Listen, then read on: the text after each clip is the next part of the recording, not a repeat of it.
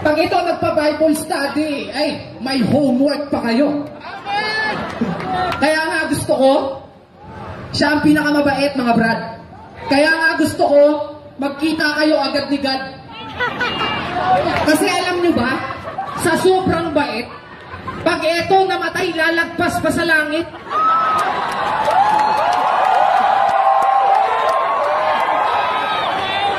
Si Delo ang pinakamabait sa lahat. Hinayaan niya nga ako ang pumalit bilang hari ng ribat. Tsaka si Delo, mabait talaga. Friendly. Siya nga ang dahilan kung bakit naging besi kami ulit ni Shay.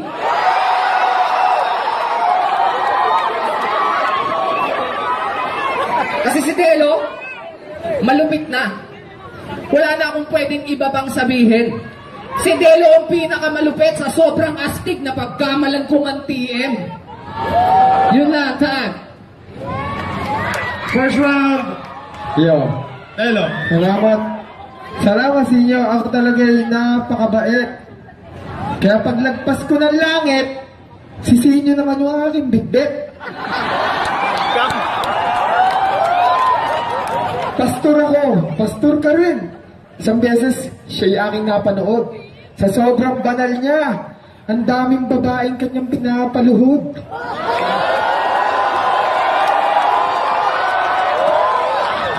Pinagkatiwala ko na nga sa kanya lahat.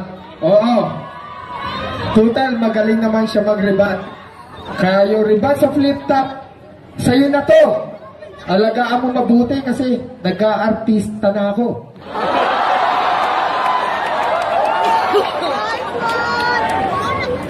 Kaya yung pagmamahal ko sa tao, ayan, huwag mo nga hayaan.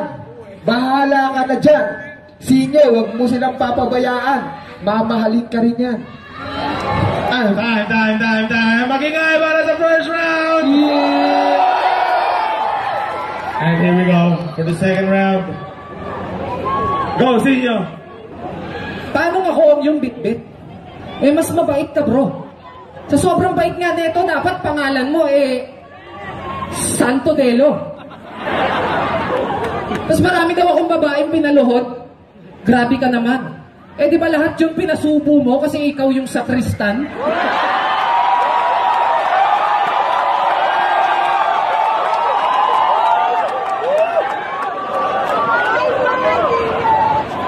Yung pagmamahal ko sa kanila, alam na nila yon.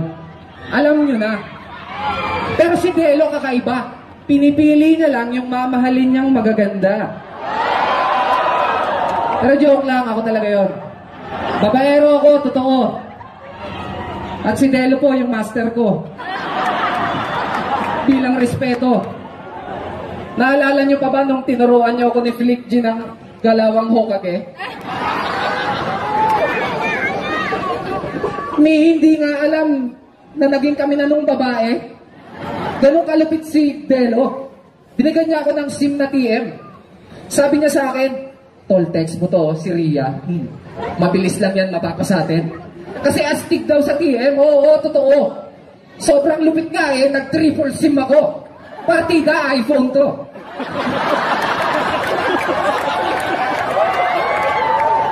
Tsaka alam nyo ba, lahat ng sinaktan kong babae, si Delo nagpaligaya. Sobrang bait nga ni Delo, ibibigay niya yung damit niya. Gusto niyo ba yung damit niya? De, joke lang. Hindi pwedeng ibigay yung damit. Sana maintindihan nyo. Pero okay lang naman, di ba, kahit yung sombrero? Tan? Teka naman, Sinyo. Bakit ang lupit mo? Pamimigay ko yung aking sombrero, mas maganda yung damit mo.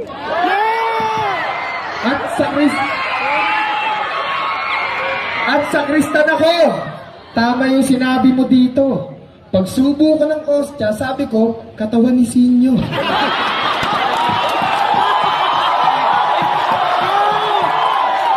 Nagpapakabait na nga po ako. At yun ang totoo. Kaya, Diyos ko, tukso, layuan mo ako. Binubugong mo yung mga Hokage. Binubulgar mo ngayon. Labas na ako doon. Si Flick G lang yun. Pagdating sa ganyang Hokage, usapang babae, baka gusto ko lang itanong na, Flick G, baka gusto mong sumali? Para dito, ang mga nalalaman ni magkalabasan. Flick G, kwentuhan mo naman sila ng iyong mga karanasan. Teka. Bakit ba ako yun yung sinali? Kanina narinig na nila. Sinabi ko, huwag manakit ng babae. Alam niyo na yun, kaya third round. Ayun na. May request pala kami. Ay, oo. Hindi, kasi alam mo sa Tago, marami din magagaling mag-rap dito eh. Oo. Ayan. Ikaw, may kakilala ka bang magaling mag-rap? O ikaw, magaling ka mag-rap? Babae ito, ba't napaluno ka? Sino dito ka nagra-rap? Itaas ang kamay. Itaas ang kamay ng mga marunong mag-rap. Pwede sa flip na format. Yun. Flip na format kasi malay nyo, nakasatellite si Enigma, baka tayo nakikita. Kung wala naman pwede yung tatlo kanina. Yung tatlong finalist kanina. Ayun, yung tatlong finalist kanina, inbigyan na namin para... Ayun. Pakita nyo yung pagiging Hokage, ay ano, battle MC nyo. Ito, Delo versus Sinyo versus yung tatlong finalist natin kanina. Yeah, pero bilib ako sa mga finals bilib ako sa inyo kasi grabe, kahit na Bisaya yung linya o ano, minsan pinapatranslate ko, pero malulupit din talaga. Marami talagang taga-Bisaya na rap battle. Sila Hikas. Bakit yung magkaroon ng bagong representative ang tagong para sa flip-top. So wala yung isa? Tuhod to na lang. Tuhod to na lang to. Parang ayoko ng ganito. Kasi pag dalawa, lugi yung kalaban ko. Lugi kalaban mo? Grabe ka naman, pre. Tira mo pormahan nito, choosy. Yung biniling sapatos, Hershey, kulay tsokolate. Yung balat, kulay gulong. Matanong ko lang, Chong, wala ba kayong bubong? Wala ba kayong bubong? Tinatanong mo, ako nagtataka paano ka nakasama sa ito.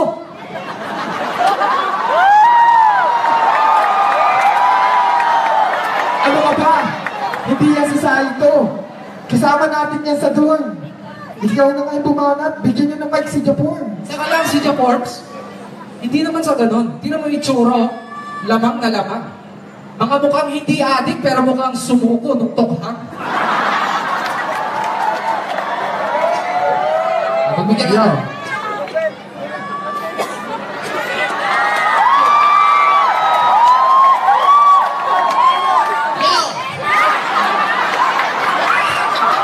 Ang bigat nun. Pinila pa yung sapatos ko. Ngayon, kapit ka sa pagdaling. Persi ang kulay ng sapatos ko. Aminin mo, di ka pa nakatikim.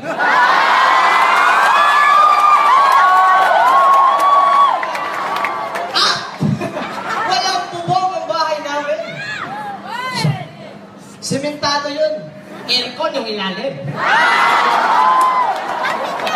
Tapos, huwag mo tinitira ang mukha na ito. Mukha akong tao. Yo, anong sinabi mo sa akin? Ako si Saito. Nagkakamali ka. Nakikita mo ba si Saito? Napakalaki ang ngipin at pati bunganga. Kalahi mo sila, kaya huwag kang manghusga. Tignan mo ang itsura to. Mukhang bakla. Deno ka nga, pero parang palaging bulog.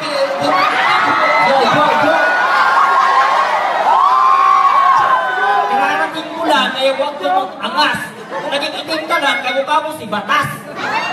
Ikaw, ano tinatawa-tawa mo? Mukhang laglag yung pustiso mo.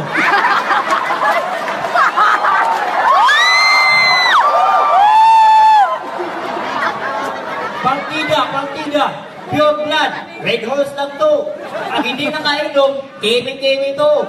Ikaw, isa ka pa. Astig-astig ka, idol kita. Pero ngayon, kakagabatin kita kasi rock bottom to, kaya humanda ka na. Ano?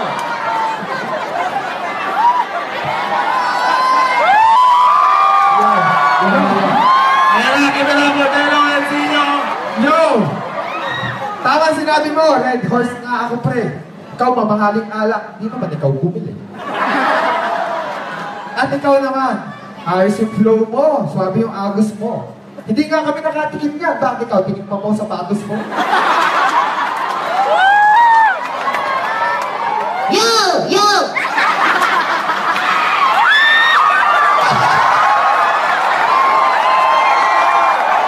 Yo! Yo! Hindi pa daw ako nakatikim ng Hershey, sabi niya. Palibasa, ang lagi niyang kinakain, kokwa. Hoy, Chito Miranda! Bakit nag-drugs ka? Tingnan nyo naman. Ayoko na sanang sabihin. Pero bukod sa may pagitan, meron pang itim dun sa ipin. Ikaw naman, hindi pa simbang gabi. Tigilan mo na yung bagoong. Ang gawin mo sa susunod, mag-brief ka, maong.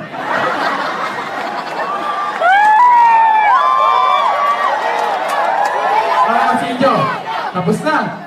Mag-brief ka, maong. Tapos dito may pulsa. Diba? Bagay sa mukha mo, teka, ano ka mo? Ang inakaharap nyo, yung dalawa nyong inaamo. Yung brief niya may bulsa.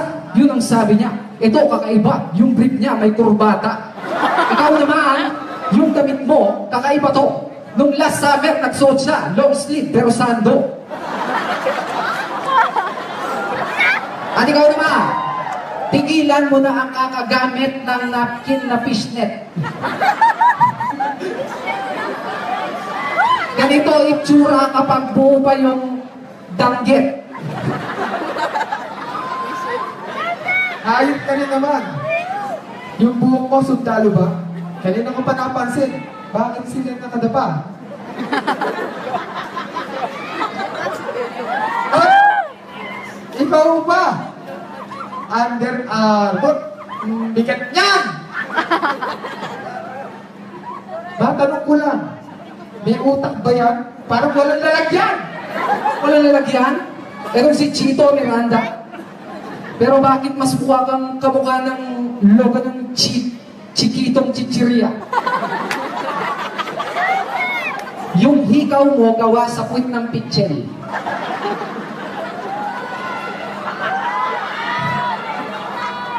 Ikaw sa sobrang pangit mo, di ka natatanggapin sa hell.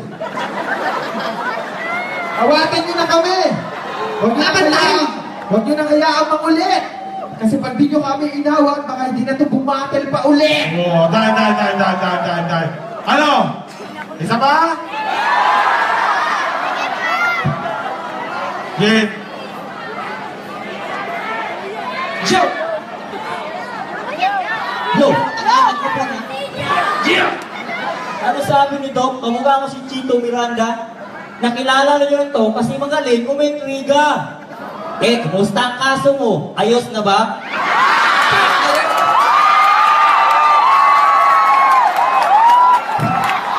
Ito, mukhang mayaman, mukhang pogi, taga-squatter. Idolo ko to, pero ngayon, tatadyakan, para kang garter. Yaw! Pinapansin mo yung kuko ko? Gusto mo tadyakan ko yan? Kasi pag tinanggal yung cap mo, mukha na yung takyan. Ikaw, huwag kang paasta-asta dyan, mukha kang ang pakwan. Ikaw na nga. Yung brief ko daw may kurbata. Yung sayo, nakaliston pa.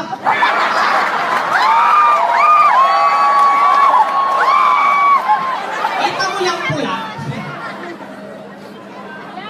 Ikaw, Silio, pag sinapak kita, lalabas dyan sa ilong mo. Tawag doon, sunggo. Yo! Sa English, nosebleed. Oo. Nakarinig na kayo ng English na accent Bisaya. Subukan nyo kami kalabasin, mga palamunin ng Maynila. Yo, ano sinasabi mo sa akin, senyo? Senyo! Ikaw, Renit, tignan natin ang bayag mo, di ba? Wala kang brief. Nakita ko yung utak, yagit. At ito naman si Delo, tinitira pa niya ang buhok ko. Tignan ang buhok mo!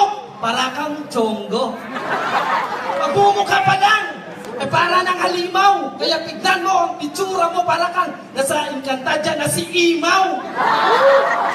Ang isa naman at hindi pa ako tapos. Titirahin ko ng todo-todo to. Ito'y mamamalimos pa uwi. Ay, ikaw, mukha kang puwet. Sa Bisaya pa ikaw, pitay kang puwet. Kakakaan, ito niya. Di ba kayo kasabot sa among istorya? Ako ba? Tanda, no? Ayan, palampakan natin sila. Minsan na mangyari to. Lagi Mirapo, Delo, Ensinyo. Froilan, Zabro, Emblema, palampakan natin.